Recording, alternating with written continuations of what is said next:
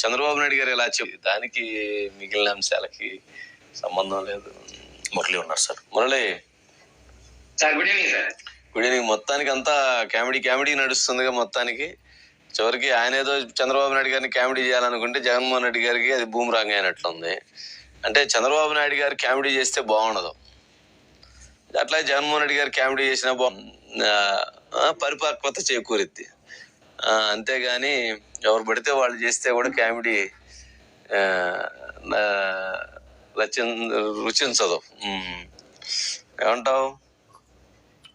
అవును సార్, ఖచ్చితంగా కూడా ఏదైతే చంద్రబాబు గారు ఎన్నికల ముందు డబ్బులు ఇస్తాను, ప్రతి కుటుంబాన్ని ఆదుకుంటాను ఏదైతే చెప్పారో ఆ నేపథ్యాన్ని నిన్న పిఠాపురంలో చెప్పే ప్రయత్నంలో భాగంగా జగన్మోహన్ నాయకుడు నెగ్గినటువంటి పిఠాపురంలోకి వెళ్ళి చెప్పడం ఒకసారిగా కూడా జనసేన పార్టీ వాళ్ళు ఎన్నికల ముందు పవన్ కళ్యాణ్ గారు చేసినటువంటి అతని మానసిక స్థితి పరిస్థితి అని చెప్పి ఏదైతే చెప్పి కామెంట్ చేశారో దాని